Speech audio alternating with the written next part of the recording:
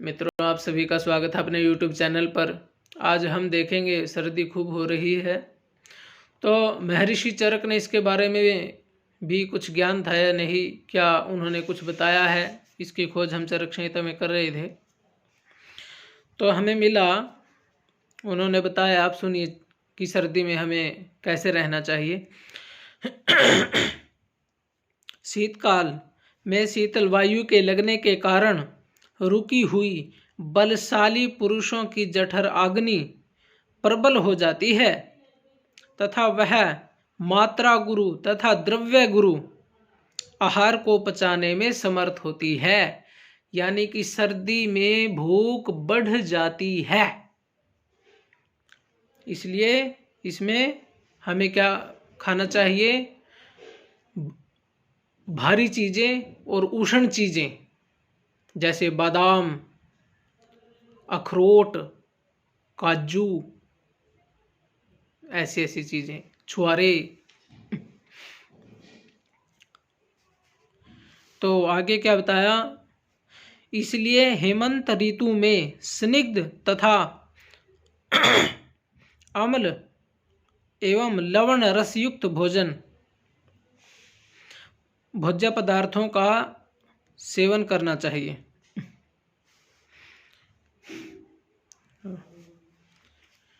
हेमंत ऋतु में अर्थात सर्दी में दूध,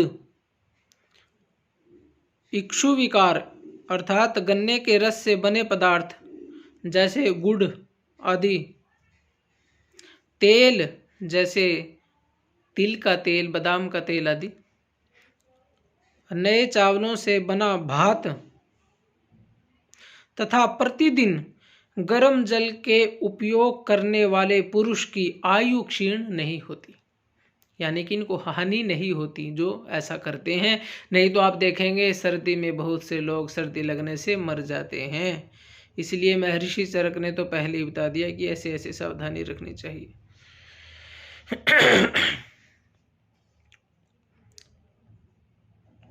तेल की मालिश करनी चाहिए। उत्सादन, स्निग्ध उबटन, सिर पर तेल लगाना, आतप अर्थात धूप का सेवन करना, धूप में बैठने का प्रयास करें, गर्म भूमि ग्रह, तहखाना तथा बीच का कमरा उपयुक्त रहता है। आजकल लोग हीटर भी लगाते हैं जैसे।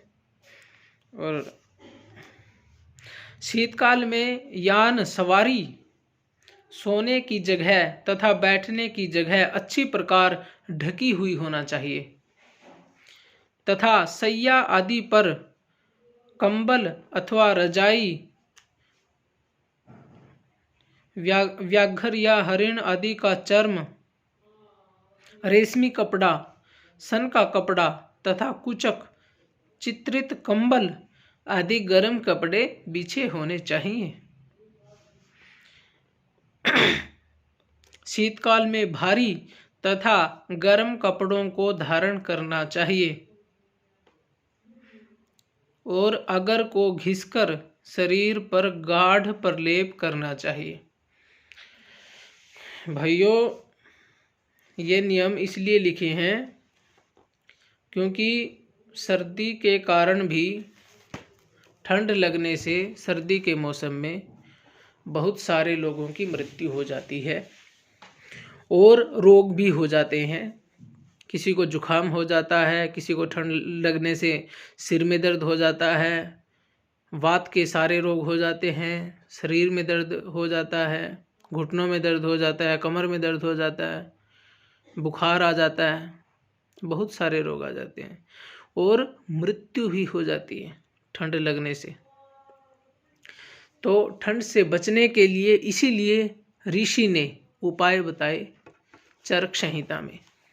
देखिए, महर्षि चरक ने लिखी है, ज़्यादा मोटी भी नहीं है लेकिन ज्ञान का भंडार है।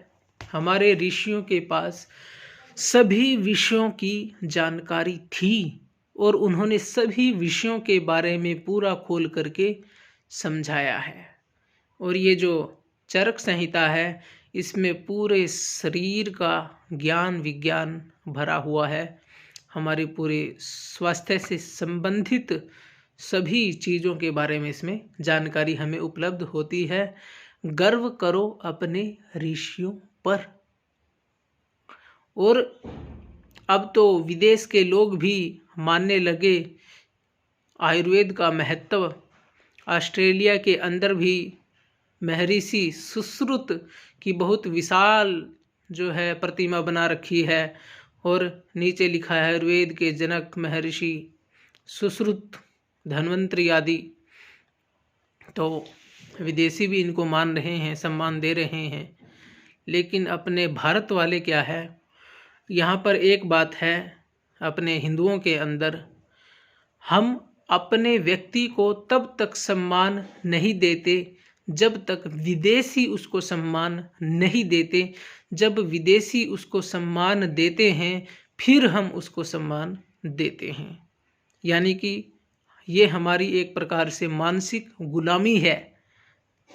हमारे ऋषियों को हमने सम्मान नहीं दिया, लेकिन जब विदेश से होकर के वही चीज़ आती है फिर हम उसको तुरंत स्वीकार कर लेते हैं।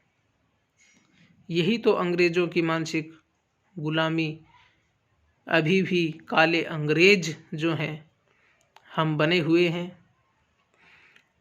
तो इस गुलामी से निकलिए और अपने ऋषियों के ग्रंथों में झांक करके देखिए कि उनमें क्या लिखा है, कैसा ज्ञान विज्ञान भरा पड़ा है।